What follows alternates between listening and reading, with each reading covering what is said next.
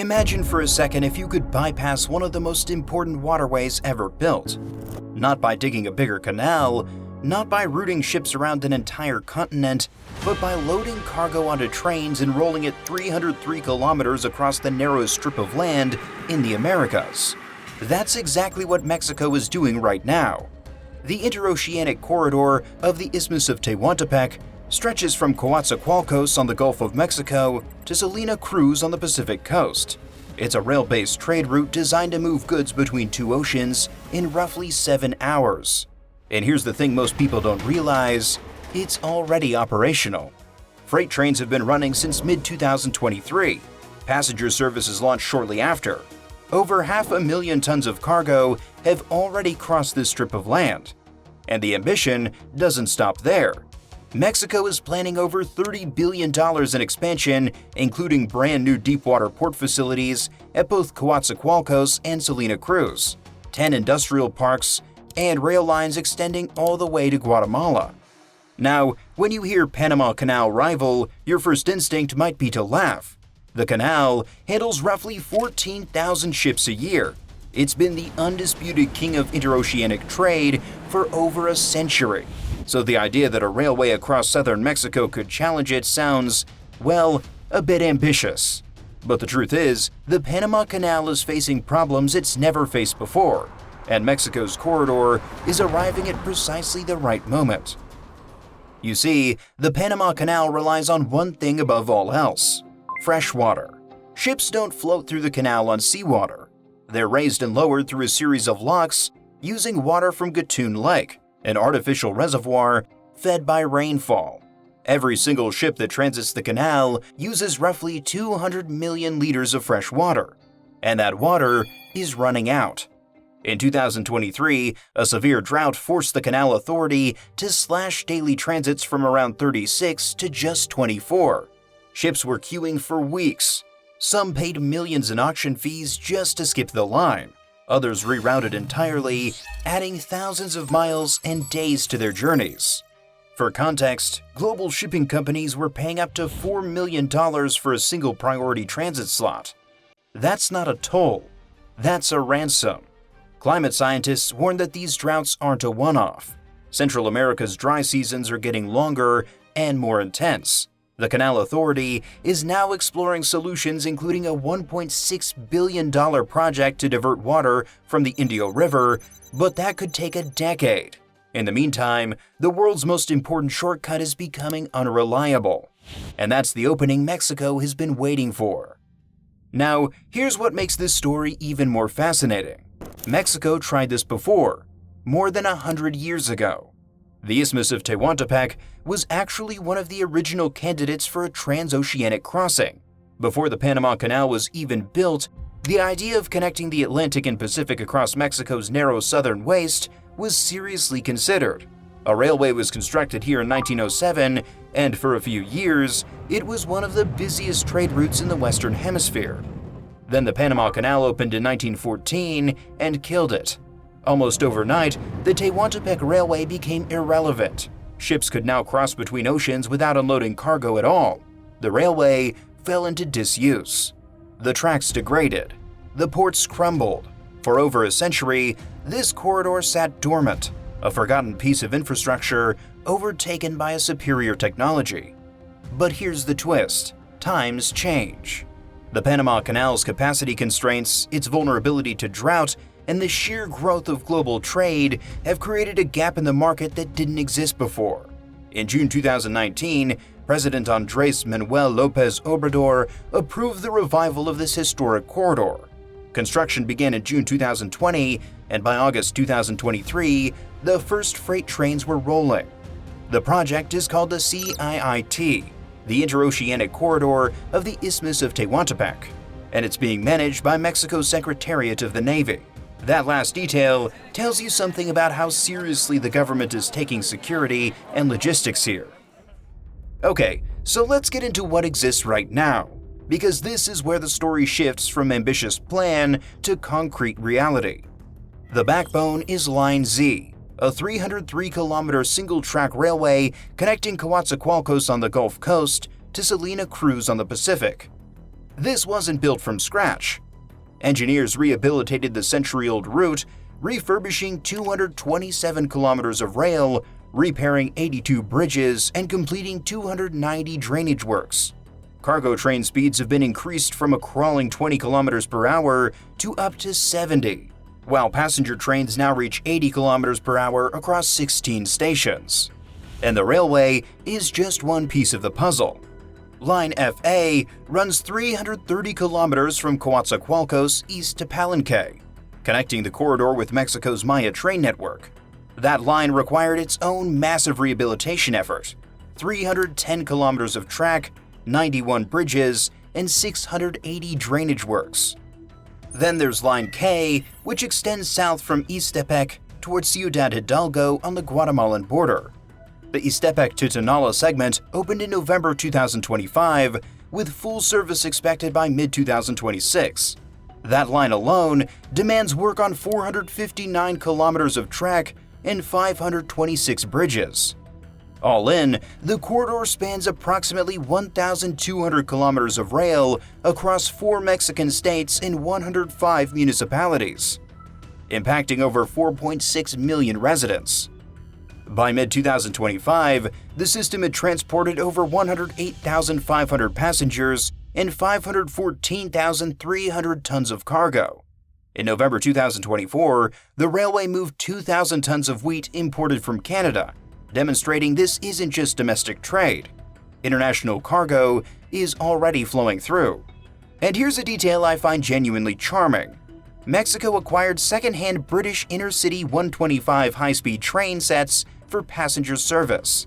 These are the iconic trains that once raced through the English countryside. Now they're crossing the Isthmus of Tehuantepec. There's something poetic about century-old British engineering being repurposed on a century-old Mexican railway. But the railway, impressive as it is, means nothing without world-class ports on either end. And this is where the real money is going.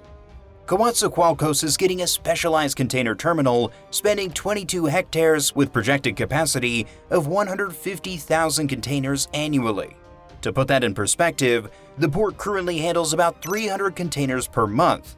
We're talking about a capacity increase of roughly 40 times. Salina Cruz is undergoing an even more dramatic transformation.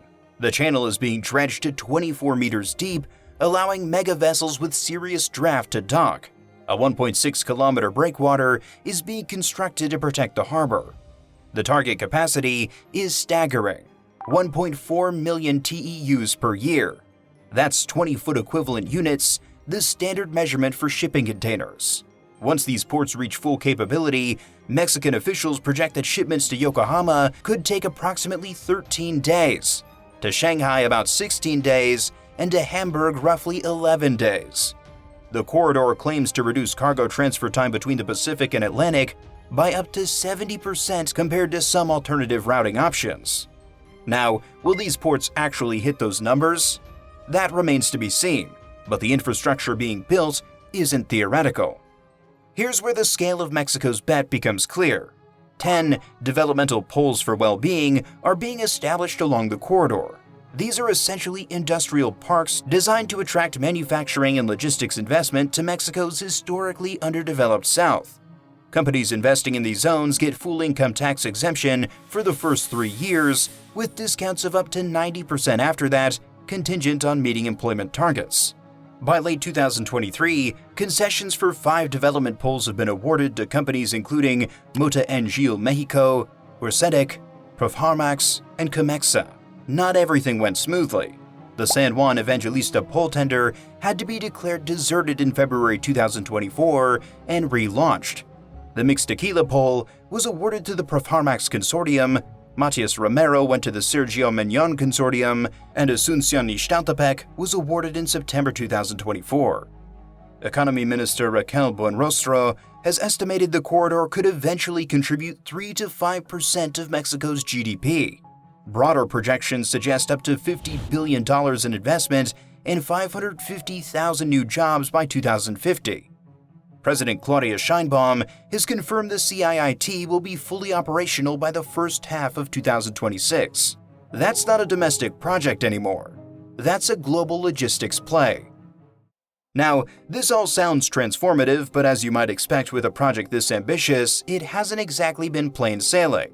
In December 2025, a Line Z train derailed near Nisanda, Oaxaca. The accident killed at least 13 people and injured dozens more. The train was carrying 241 passengers and 9 crew. As of early January 2026, 44 people remained hospitalized. The Mexican Navy initiated contingency bus services while the investigation continued. This is a sobering reminder that rehabilitating century-old railway infrastructure carries real risks. Prior to the derailment, over 7.8 billion Mexican pesos had been invested through the FIDIT fund to correct curves, slopes, and connections across Line Z and FA. Whether that was enough is now a painful question. Security remains an ongoing concern too. The corridor runs through regions with complex security dynamics. A dedicated Marine Infantry Brigade of 2,512 personnel across 21 detachments has been deployed to protect the route. That's a significant military commitment for a trade corridor. And then there's the fundamental competitive question. The Panama Canal transits roughly 14,000 vessels annually, carrying about 5% of global trade. Even at full capacity, the CIIT would handle 1.4 million containers. That's meaningful, but it's a fraction of canal volumes.